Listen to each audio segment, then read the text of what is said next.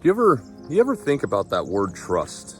Trust, right? Like, do you ever think about the complexities and how complex of a word and of a feeling that is? Because I don't think that we do. I don't think that a lot of us realize what that word trust actually means. I think that word trust it's just a word that we throw around and we don't think about the repercussions or the severity of that word and what it does and what it means. We say that somebody broke our trust or we lost trust in something. But if we go a little bit deeper into what that word actually means and the impact that it can have, I think our eyes can be opened in a way that we've never realized before. Welcome back to another episode of Sweat Talk. My name is Chad. So that word trust, it's a belief. It's faith, and it's a belief and faith that somebody's going to do the right thing, right? It's a belief in strength. So we believe that bridge that we drive over every day is not going to collapse on us. It's a belief in reliability. I believe that you will be there when I need you. It's a belief or faith in truth and honesty. It's the truth and honesty. We believe that people are always going to be honest to us, and people believe that we're always going to be honest to them. Our boss trusts that we are intelligent enough and reliable enough to get the job done when we're assigned a task. And the thing about trust, when we break that trust, some people they don't have much issues getting over it. Some people do. They'll have no problem getting past when that trust was broken. Like if we go back to the bridge, think about all of those people in Massachusetts when that ship hit the bridge about a year ago, I guess. How many of those people, the 1,000 or so people that were on that bridge when it collapsed, were putting their trust in that bridge and would never happen? How many people put a belief in the fact that bridge was strong enough to hold them and they actually trusted their life to that bridge, and several people died. And while there's probably going to be one or two, at least, people that were on that bridge when it collapsed, that they'll get back on a bridge tomorrow or the following day and act like nothing ever happened. They'll be fine. There's going to be other people that after a year or 2 or 5, they're going to be able to get on a bridge, but up until that point, they're going to be terrified every time they cross a bridge. And then you're going to have some that they'll never be able to even look at a bridge without panic and terror and fear. If we look at the employee or employer, your boss, your work's analogy, that they rely on you, your reliability, that you're smart enough and you're going to get that job done. What happens when you break that trust? Sometimes they might get rid of you. Sometimes they'll get over it and they'll just move on and assign you to a new task, and it might happen. It might be like it never even happened. Relationships. We might trust that if I fall, you're gonna catch me. I might trust that you're gonna that you might trust me that when you fall, I'm gonna catch you. Some people, their spouse or families, like you think about people that their spouse is a gambler or has become a drug addict or an infidel. Like think about the trust that gets broken there. Same thing. Some people they're going to be able to get over it and easily look past it and get beyond it and forget it ever happened, as long as things don't go back, or go back to the way. But then you have some people that they're out. As soon as that trust is broken, they're done, and they will never look back.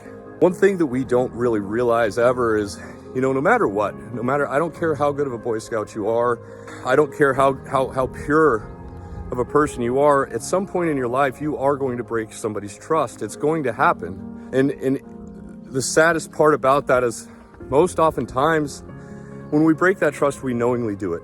We knowingly break that person's trust. It may not be intentional, but when we break somebody's trust, we know that we've done something wrong. We know that somebody is going to be impacted by our own actions.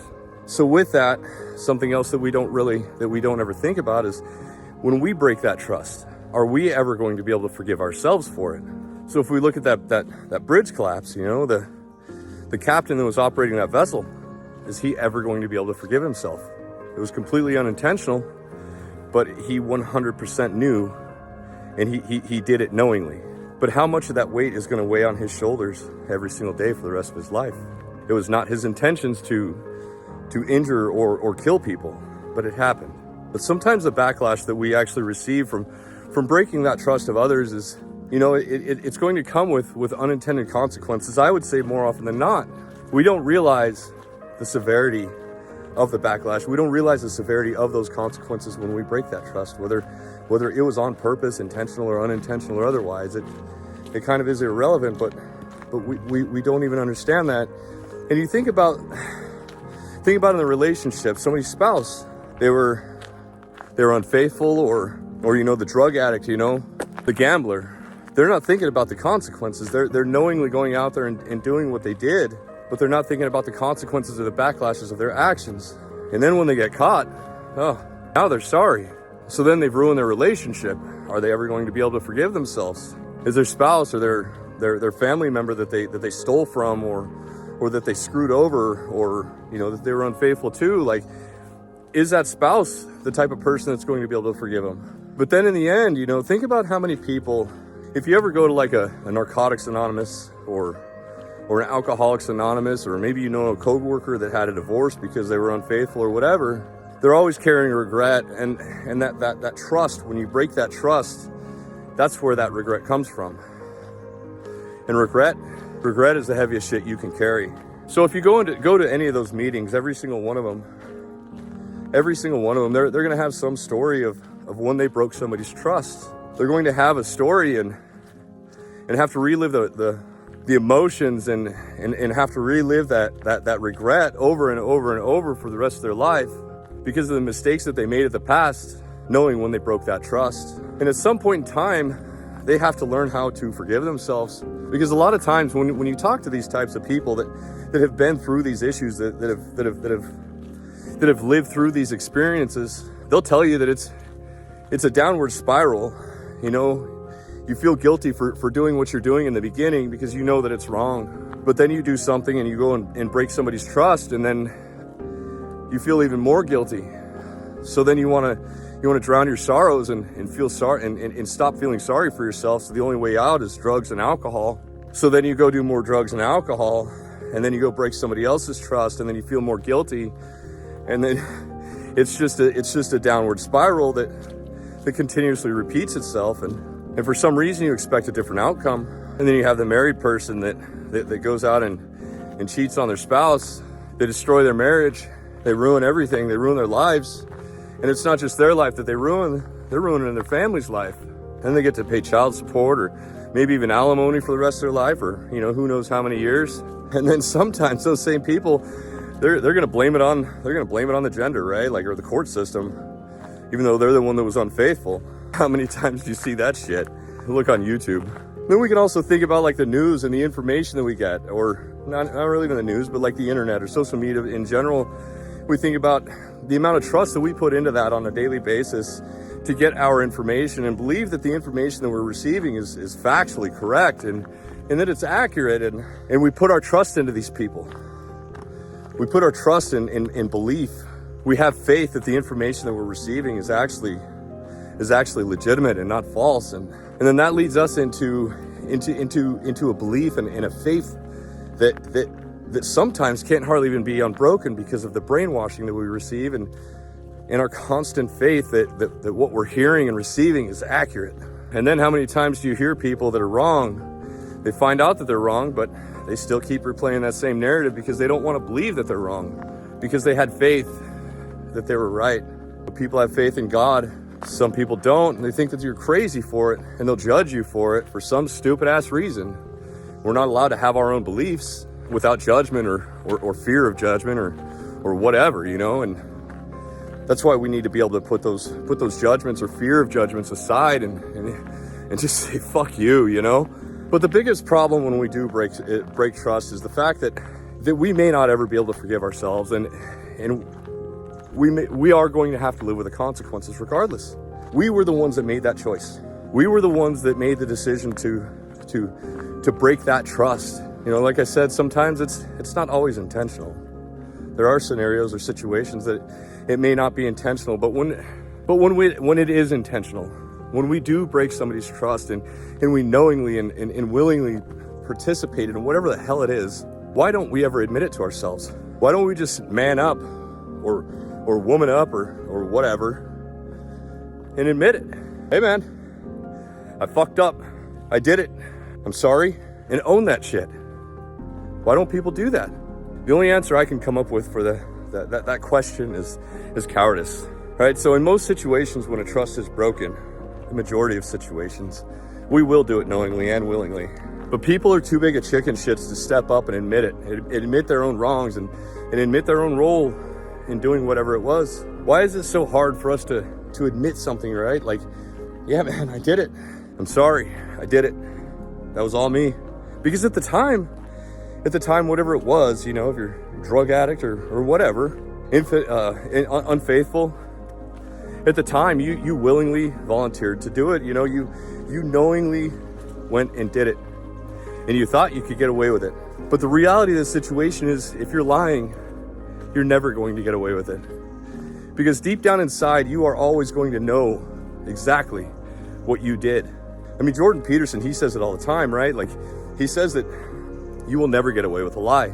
And he's right. He's absolutely correct. You will never get away with a lie. At some point, whether you get caught by another person or not, you are going to know that you're lying. You are the one that has to live with those decisions. You are the one that has to live with those consequences. And hopefully nobody else is negatively impacted by those decisions, or they're able to forgive themselves for your actions. And I think that's why so many people suffer so bad right now, and in so many ways mentally, is because there's no more accountability. People do not hold themselves accountable for their own actions. And if you don't hold yourself accountable for your own actions, how are you ever going to progress forward? You can't. You won't. You're going to live your life in this perpetual state of victimhood and unwillingness to look yourself in the face and look yourself in the mirror and move forward and progress. And forgiving yourself for the things that you have done, the regret, that is one of the hardest things that you can do. We don't want to admit to another person, but we definitely don't want to admit to ourselves. So, you know, have you found yourself in that situation, right? Like, have you found yourself in the situation where you broke somebody's trust? You knowingly and willingly broke somebody's trust. I know every single person that's watching this video has. There's no exception to that rule. There's no exception whatsoever. You, at some point in your life, have broken somebody else's faith, but did you own it?